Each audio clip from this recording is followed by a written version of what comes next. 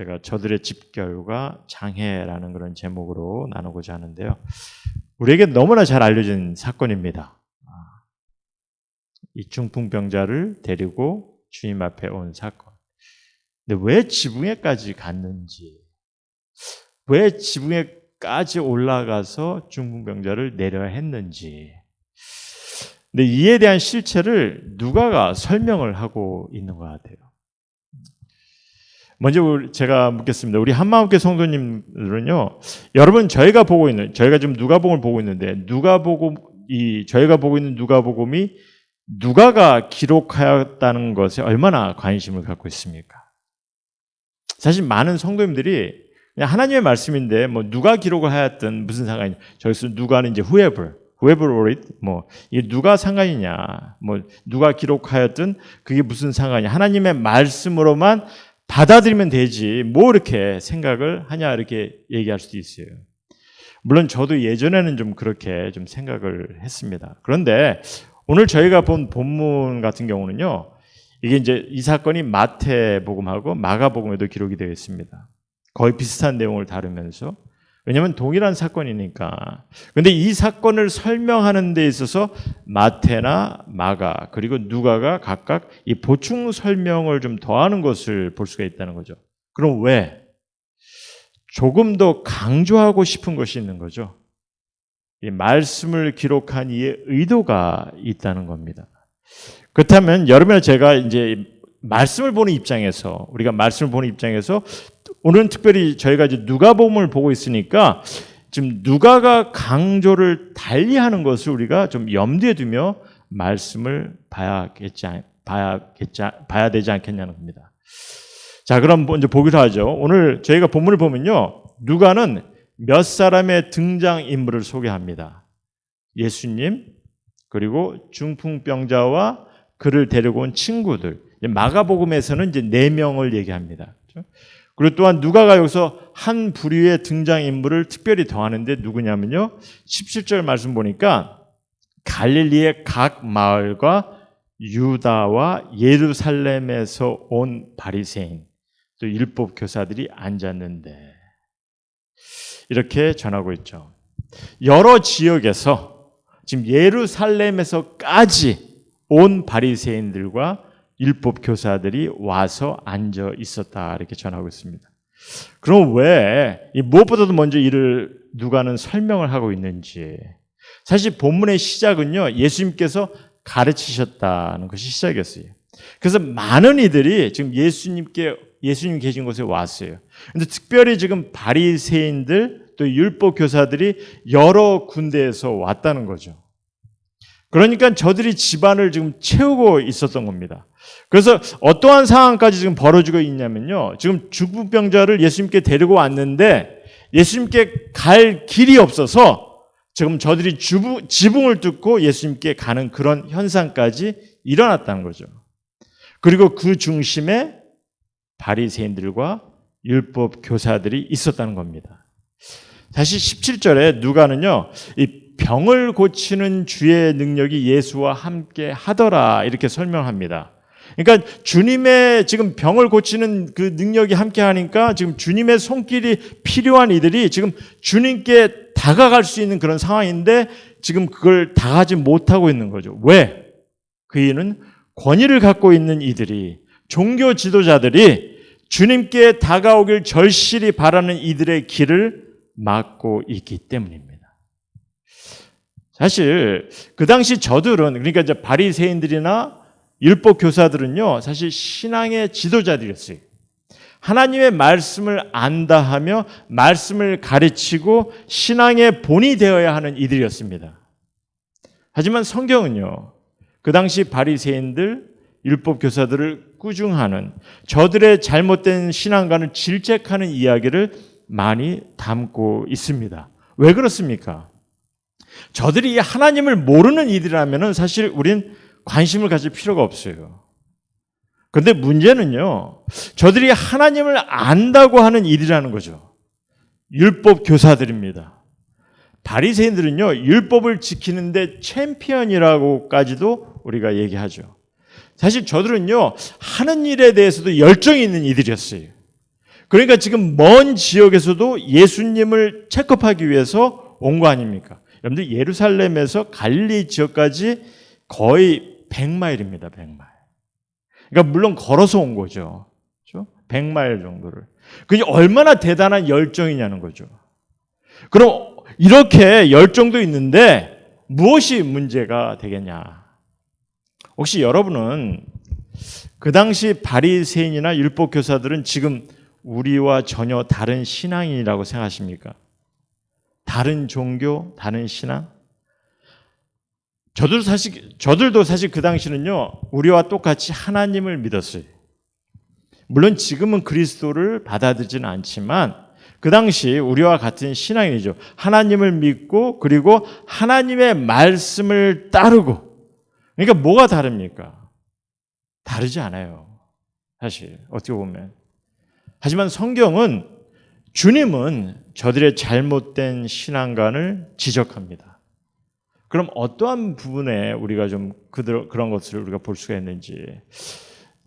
사실 우리가 바리새인이나 율법 교사들의 그런 그 잘못된 부분들을 예수님께서 지적하는 것을 많은 여러 사건들을 통해서 우리가 볼 수 있겠지만 오늘 그냥 한 가지만 제가 좀 보고자 하는데요. 저는 신앙의 교만이라고 봅니다.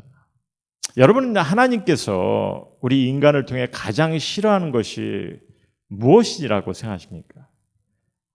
가장 싫어하는 것이 인간의 교만입니다.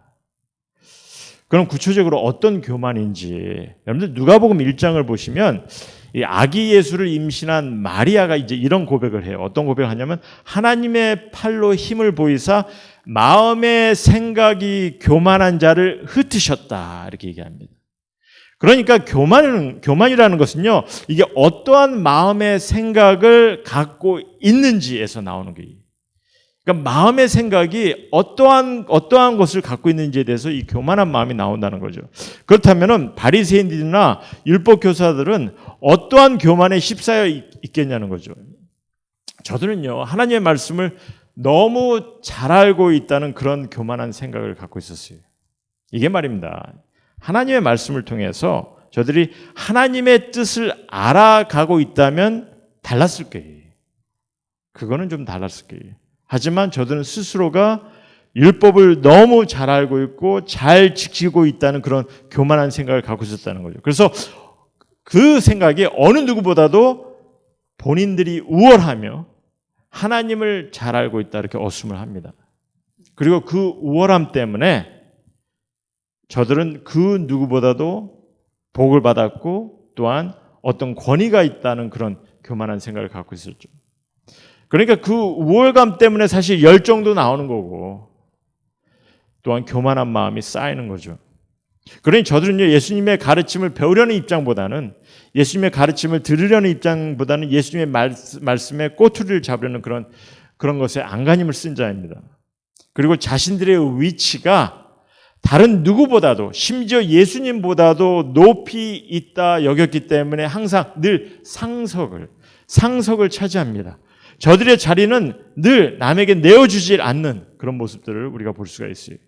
심지어 예수님으로부터 병고침이 절실히 필요한 이들에게도 자리를 내어주질 않는 거죠. 자, 그럼 왜 제가 저들의 등장에 초점을 두고 있냐면요. 분명 오늘 말씀 보니까 저들의 태도와 저들의 등장을 통해서 저들이 갖고 있는 신앙의 교만함을 통해서 누가가 우리에게 지금 가르침을 주고 있기 때문입니다. 어떠한 가르침인지 지금 제가 좀 부탁을 드리는 것은 우리 한마교회 성도님들에게 우리 신앙인들도 만일 혹시 교만함이 있다 하면은 이제 좀 마음의 생각에 변화를 가져와야 한다고 봅니다. 우리 신앙인들이.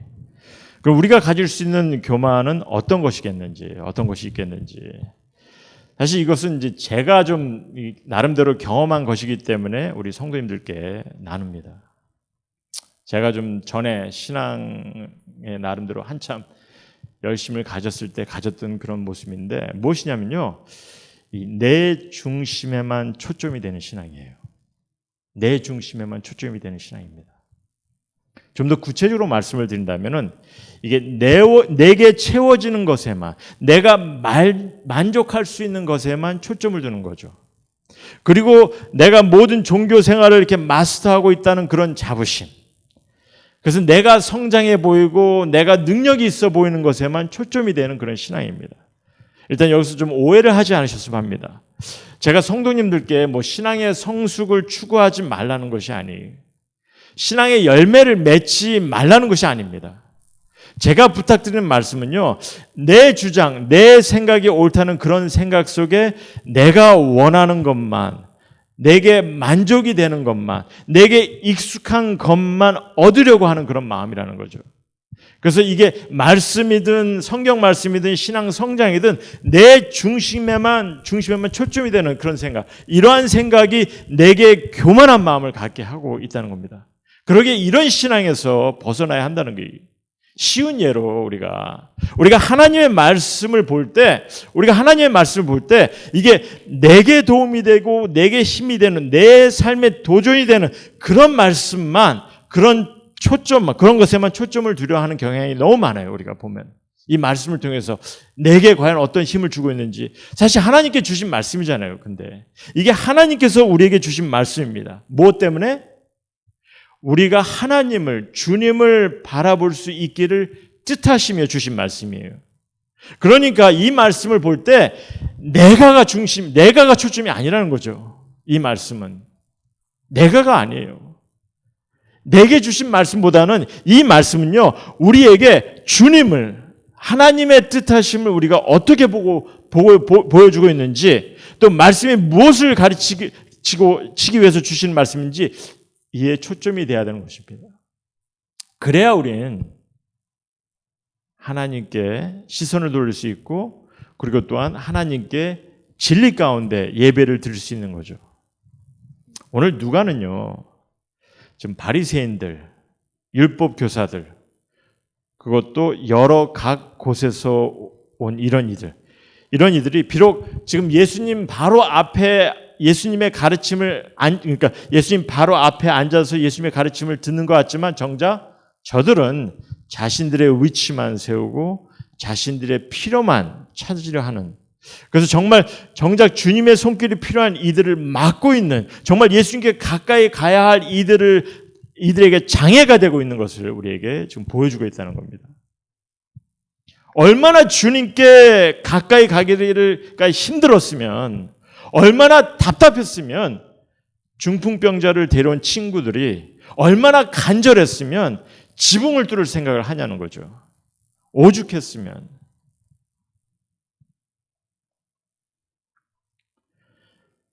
좀 갈 길을 내주었으면 괜찮았을 텐데 그런 상황이 주어지지 않았기 때문에. 그럼 여러분들 바리새인들과 율법 교사들 같이 이렇게 종교에 열의가 있는 사람들, 이런 사람들이 못돼서 마음이 차가워서, 물론 그럴 수도 있죠. 하지만 무엇보다도 스스로의 일에만 관심이 있는 이들이에요. 나의 문제, 나의 계획, 나의 욕망, 내가 할 일들에만 바쁘다 보니까 정말 주님이 바라시는 뜻을 보지 못하고 놓칠 수가 있다는 겁니다. 그리고 또한 사실 우리가 보면 이제 주님을 모르는 이들이 있지 않습니까? 주님을 모르는 이들이 가장 크게 관심을 갖는 것이 보면 나 자신입니다.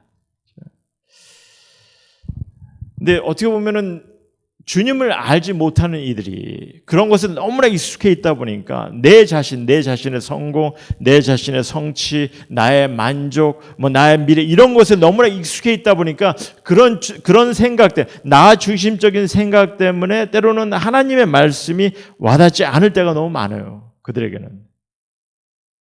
그러니까 하나님을 향한 마음의 문을 열지 못하는 거예요. 그렇다면 저들의 마음의 문을 열게 하기 위해서 우리가 저들에게 말씀을 맞춰야 합니까? 그럴 수는 없잖아요. 다만 우리가 할 수 있는 것은요, 저들이 아직 영으로 깨닫지 못하는 것이 있음을 보게 하는 거예요. 그래서 주님을 만날 수 있도록 힘써야 하는 거죠.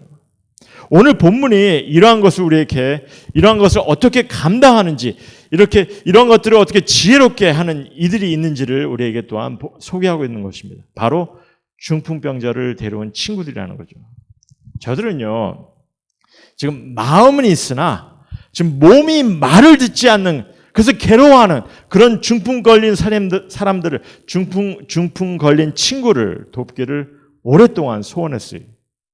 그런데 이제 주님의 소식을 듣게 되니까 이들에게는 뭐 다시 올 수 없는 그런 절호의 기회라 여겼던 거죠. 그래서 친구에게 달려갑니다.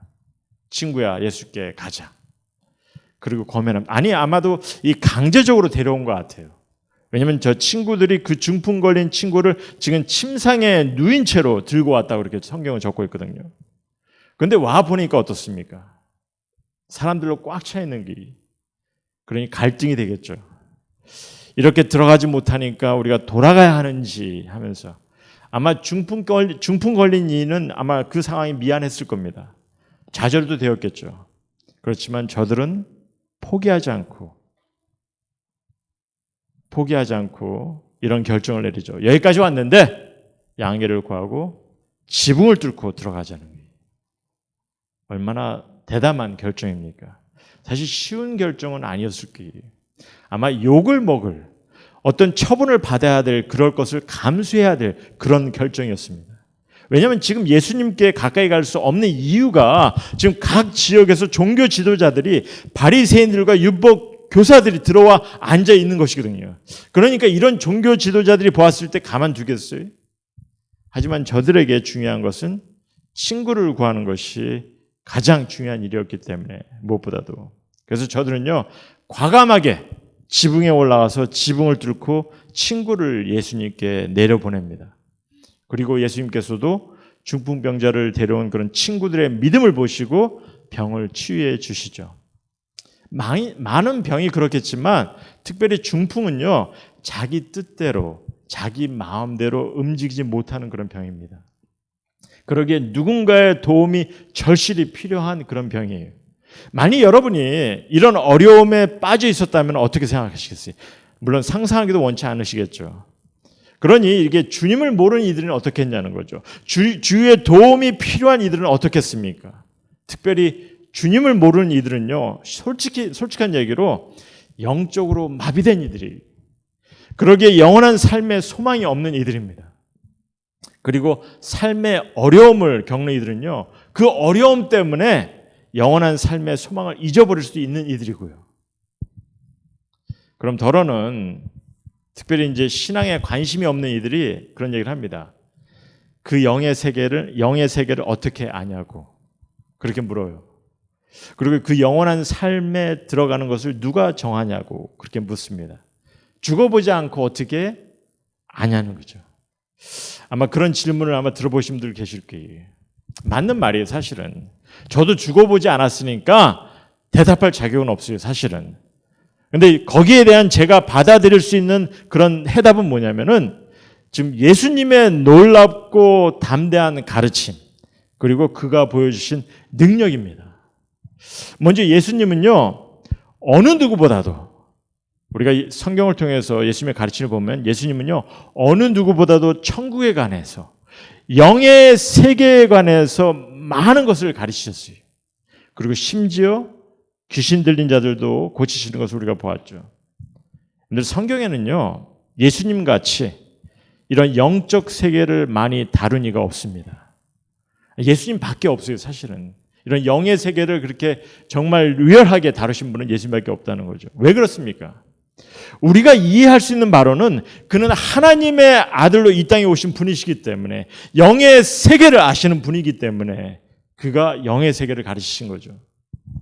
그리고 영원한 삶에 대해서 그래서 담대히 전파하신 거고 목숨까지 아끼지 않으신 분입니다. 그런데 만일 이런 예수님을 우리가 못 믿겠다 하시면요, 그럼 그 못 믿겠다 하는 사람은 어떻게 했습니까? 못 믿겠다 하는 사람에게는 사실 예수님은 미친 사람에게 되지 못한다는 걸 우리가 좀 생각해야 됩니다. 그런 결론밖에 내릴 수가 없잖아요.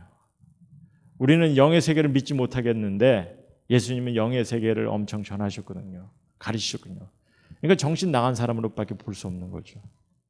그리고 여기서 정말 예수님을 정말 진실히 믿고 있는 여러분이나 저도, 목사님도 그렇고 우리 전도사님도 그렇고 뭐 다 지금 정신 나간 사람으로 간주를 해야겠죠. 영생을, 영의 세계를 믿는 정신 나간 사람으로 볼 수밖에 없다는 거죠. 만약에 영의 세계에 대해서 관심이 없고 믿지 않는다면, 여러분들 어린아이가 배우지 않고는 세상을 바로 볼 수가 없어요. 사람이 의사를 통하지 않고는 자기의 지병을 보지 못합니다. 이처럼 우리 인간은요, 처음부터 영의 세계를 볼 수가 없어요. 그러니까 능력이 안 돼서 보지 못하는 것을 보지 않아 못 믿겠다, 믿지 못하겠다, 그렇게 하지 마시라는 거죠. 우리는 내일을 보지 못하는, 앞을 보지 못하는, 영의 세계를 보지 못하는 어리석은 인간입니다. 그러나 주님이 영원한 삶에 증거하셨고 또 우리에게 이를 허락하셨잖아요. 그러니까 그를 통해서, 우리가 말씀을 통해서 보시면 되는 거예요. 그러니까 만일 여러분이 영원한 삶에 대한 믿음을 갖게 되셨다면은 여러분이나 저는 사실 엄청 축복받은 일이죠.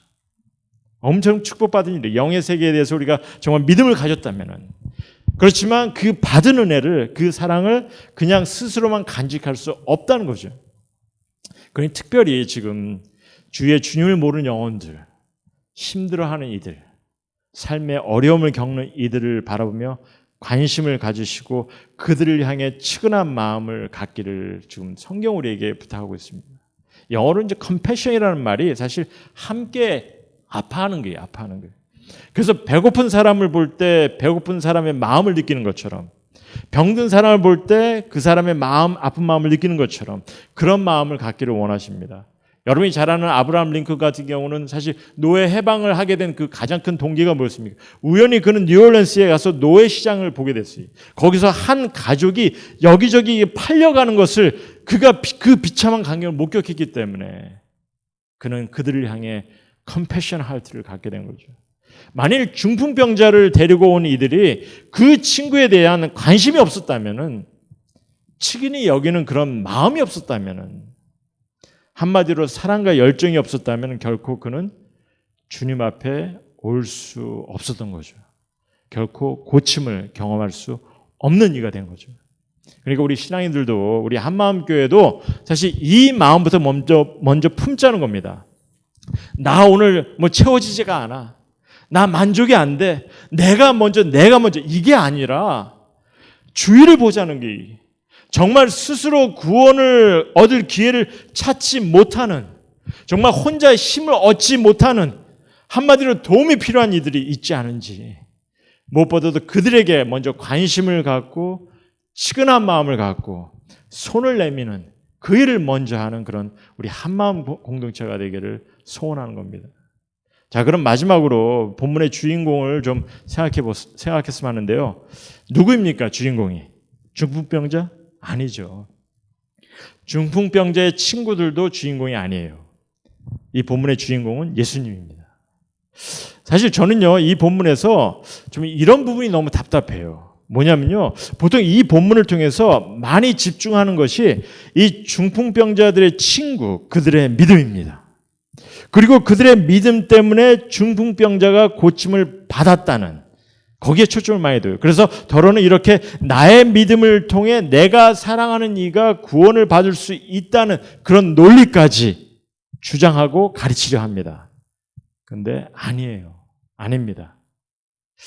중풍병자의 친구들의 믿음은요, 예수님께서 구원을 이루시기 전에 그 사건 속에, 그러니까 예수님께서 구원의 완성을 이루기 전에 이루어진 사건 속에 다만 예수님의 치유의 능력을 믿는 그 믿음이지 구원을 바라는 믿음은 아니라는 거죠. 그래서 사실 성경에서 이 믿음이란 단어의 쓰임은요, 다양합니다. 그리고 믿음의 결과 또한 다양한 것을 보여주고 있죠.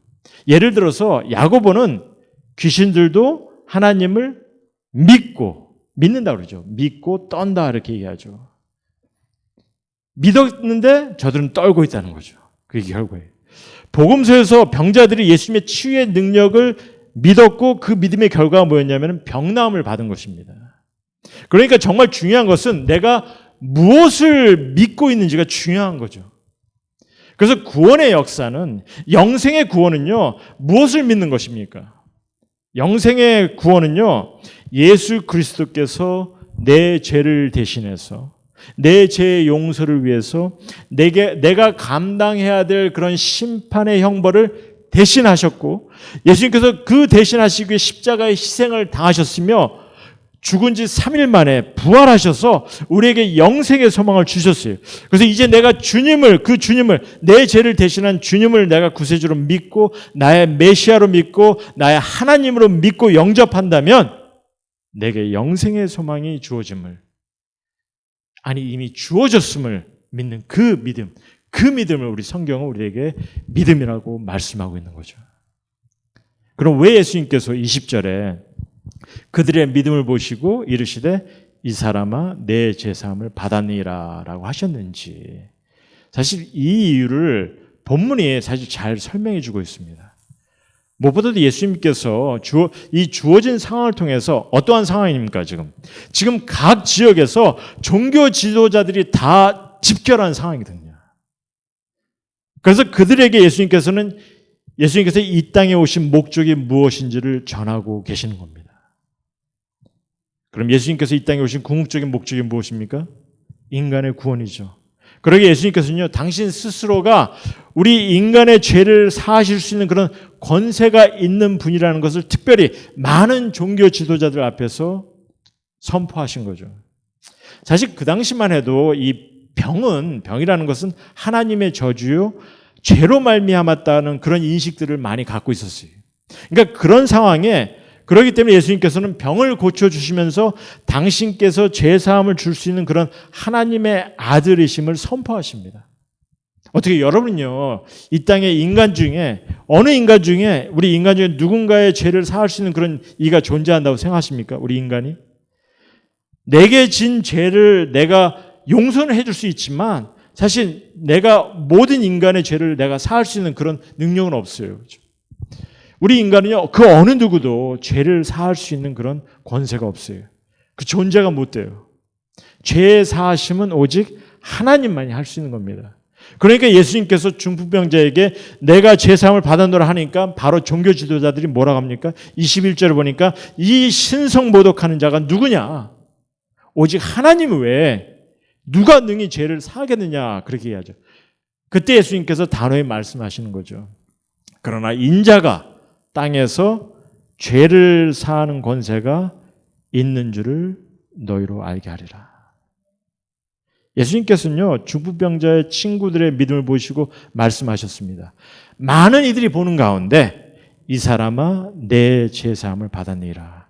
그리고 이는 친구들의 믿음을 통해 구원을 베푸시겠다는 그런 뜻이 아니라 인자가 땅에서 죄 사하는 권세가 있는 줄을 모든 사람에게 알게 하기 위해서 말씀하셨다는 거죠. 자, 이제 말씀을 정리합니다. 여러분들, 예수님께서 이 땅에 우리의 죄를 사하기 위해서 오셨어요. 그거를 우리에게 지금 가르치고 우린 이를 들었습니다. 그럼 우린 이를 어떻게 경험할 수 있습니까? 다 아시죠? 나 스스로가 죄를 씻으려고 해도 우리는 아무것도 할 수가 없어요. 스스로가 죄를 씻을 수 있는 능력도 없고 아무것도 할 수가 없어요. 다만 내 죄를 대신하신 그래서 십자가의 그 처참한 형벌을 받으시고 죽음을 당하신, 하지만 이제 부활하셔서 내 삶의 주가 되시는 그런 예수 그리스도를 구세주로 주님으로 믿으시면 그러면 되는 거죠. 죄사함을 받는 것은 그 방법밖에 없는 겁니다. 그렇다면 이제 중요한 것은 우리가 죄사함을 받은 믿는 자로서 우리 믿음의 삶은 어떻게 살아가야 되냐는 거죠. 내 만족을 채우는 일로, 종교 생활에 전념하는 일로, 나만의 지식을 쌓아 올리는 일로, 이건 사실 필요하긴 합니다. 지식을 쌓아 올리는 것은. 그렇죠? 하지만 이게 내 신앙이 먼저 쌓아져야 되고, 난 저 사람 같지 않으니까 나는 좀 더 우월하고, 이런 마음, 이런 생각을 갖지 않으셨으면 하는 거죠. 이런 생각은요, 우리를 있는 그 자리에 멈추게 합니다.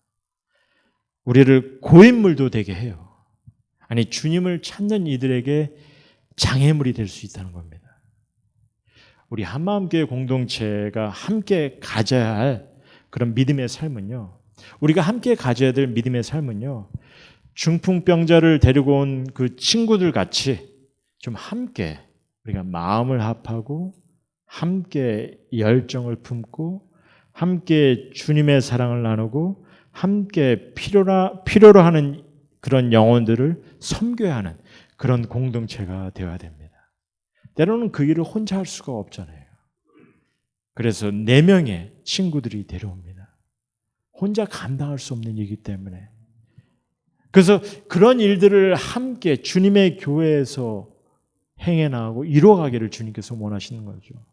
그러기 위해서 그래서 우린 계속 깊은 관계를 또한 세워가야 하는 겁니다. 우리 안에. 매주 저희가 주님께 나와서 예배를 드리는 것은요, 주님을 향한 우리의 진실된 마음과 찬양을 드리는 귀한 시간입니다. 너무 중요한 시간이에요, 예배는요. 하지만 또한 우리가 이 예배를 통해서 또한 우리 주님께서는 우리 주님의 공동체 안에서 성도된 우리가 함께 관계를 세워가기를 주님께서 소원하십니다. 주님의 말씀으로 지혜를 얻고 주님의 사랑을 품어서 관계를 세워가기를 원하세요. 왜냐하면 그 관계라는 것은요, 이게 하루아침에 이루어지는 것이 아니거든요. 하루아침에 세워지는 것이 아니에요.